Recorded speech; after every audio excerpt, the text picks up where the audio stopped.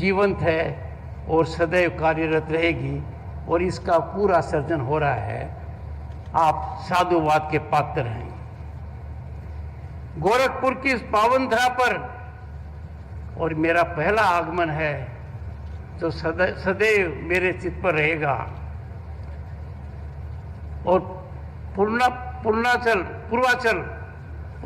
कितना महत्वपूर्ण अंग है उत्तर प्रदेश का, और यहाँ की प्रथम सैनिक स्कूल और ऐसी सैनिक स्कूल जिसका ढांचा अद्भुत है।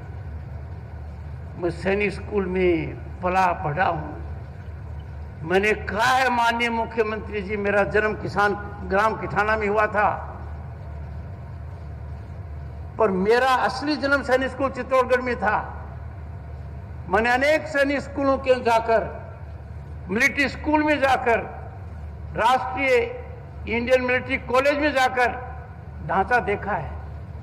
आपने जो करिश्मा यहां किया है, जो ऑलरेडी हो चुका है, जो जमीनी हकीकत है, वो भविष्य की पीढ़ी का निर्माण का एक रास्ता है जो पूरे देश को दिखाएगा। और इस सैनिक स्कूल की एक और खासियत रहेगी, ये गोरखपुर में है।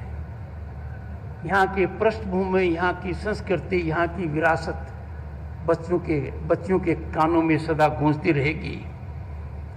मैं आश्वस्त हूं, आशावादी हूं कि सैनिक स्कूल आज उत्तर प्रदेश की त्रियोगी जी की विशिष्ट छाप का सदैव प्रतिबिंब रहेगा।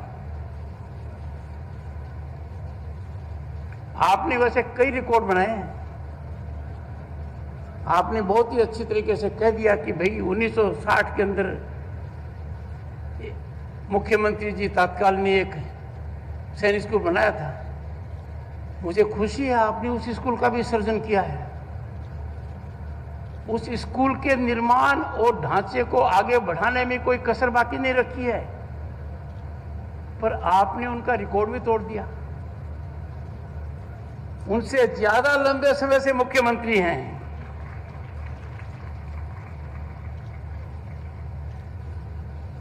उत्तर प्रदेश में एक नई शुरुआत हुई है, कई नई शुरुआत हुई है जिसकी चर्चा मैं यहां नहीं करूंगा, पर लोगों के दिल में है वो चर्चा, पूरे देश में है।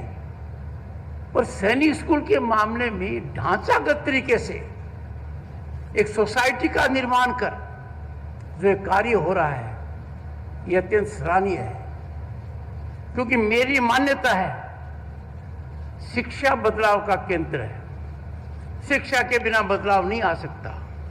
जीवन का अंधकार, समाज का अंधकार, समाज में कुरीतियां, इन पर कुठाराघात सिर्फ शिक्षा ही कर सकती है। यदि अगर आप शिक्षा का मंदिर बनाते हो और गोरखपुर में इसकी रोशनी पूरे प्रांत और देश में पड़ेगी, मेरे मन में कोई शंका नहीं है।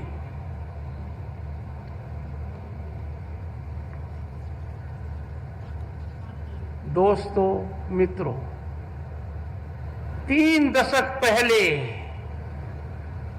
1994 की बसंत पंचमी को, उस पावन दिवस पर, मां सरस्वती के जन्म दिवस पर, गोरखपुर में एक बहुत महत्वपूर्ण घटना घटी जिसका असर इस प्रांत पर पड़ रहा है, सुचारू रूप से पड़ रहा है।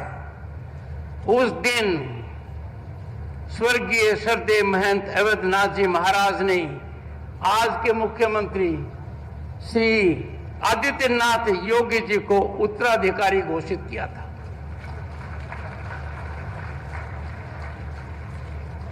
पावन दिवस, उसके पश्चात आपके मुख्यमंत्री ने 2 दशक तक लोकसभा में आपकी आवाज को बुलंद किया। कई मौकों पर लोकसभा में देश को संदेश दिया और अब उत्तर प्रदेश के मुख्यमंत्री के रूप में उसी भूमिका को सशक्त निभा रहे हैं। माननीय मुख्यमंत्री जी, ये मेरा परम सौभाग्य रहा कि महंत अवधनाथ जी, श्रद्धेय अवधनाथ जी के साथ में लोकसभा में सदस्य रहा। मुझे उनके मार्गदर्शन का फायदा मिला और जब केंद्र में मैं मंत्री बना, जिन कुछ लोगों से मैंने आशीर्वाद लिया उनमें आपके गुरु भी थे।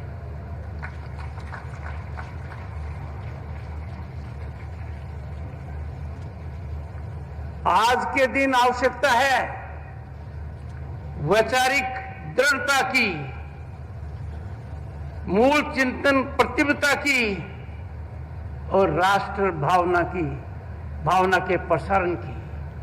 ये तीनों हमारे ओजस्वी प्रधानमंत्री नरेंद्र मोदी में विराजमान हैं, जो गत दशक से देश को एक ऐसे रास्ते पर ले जा रहे हैं कि पूरी दुनिया हतप्रभ है।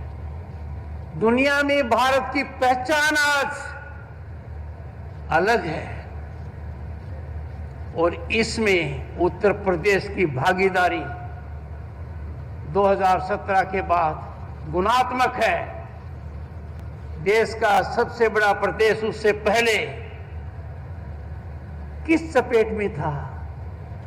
डर की चपेट में था, शासन शिथिल था, आम आदमी परेशान था, कानून का राज नजर नहीं आता था।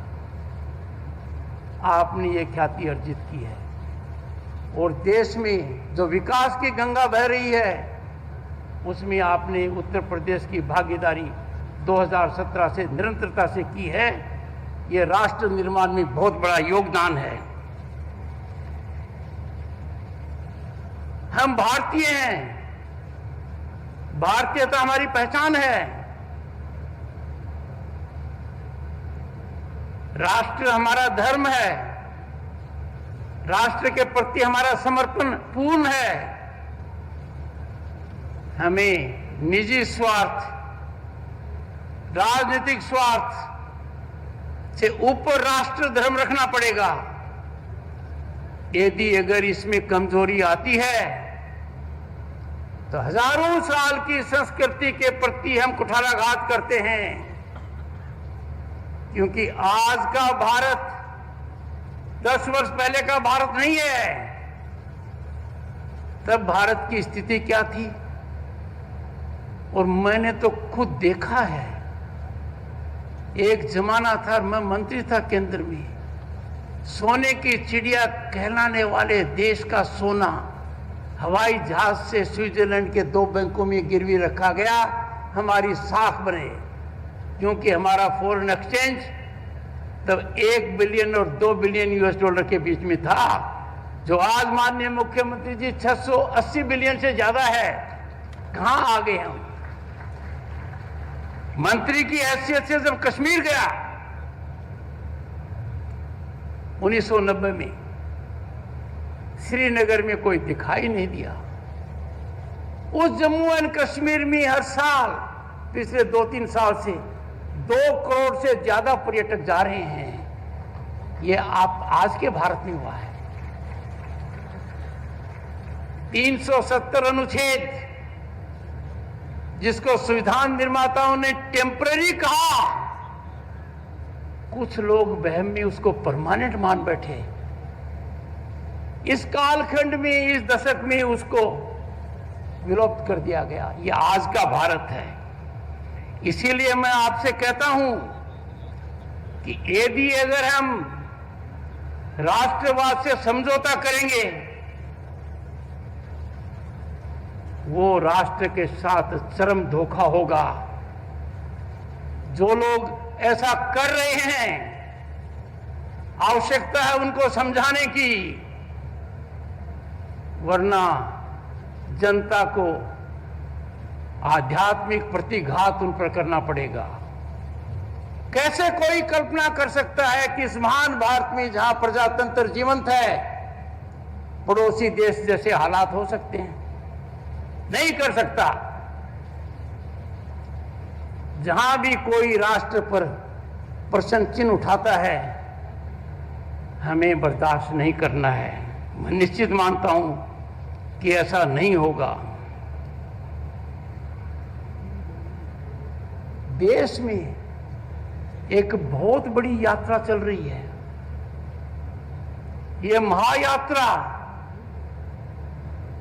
2047 में जब आजादी का शताब्दी महोत्सव मना रहे होंगे, ये मैराथन मार्च है जिसमें आपकी सैनिक स्कूल का योगदान रहेगा, छात्राओं के माध्यम से रहेगा और भावनात्मक भी रहेगा, प्रेरणादायक रहेगा। और मेरा तो आप सबसे आग्रह है, विनती है कि जो हवन हो रहा है भारत को विकसित राष्ट्र बनाने का, इस हवन में हम हरेक को अपनी आहुति देनी चाहिए। ये समय आ गया है कि हम देश के लिए जो कर सके करना चाहिए, जितना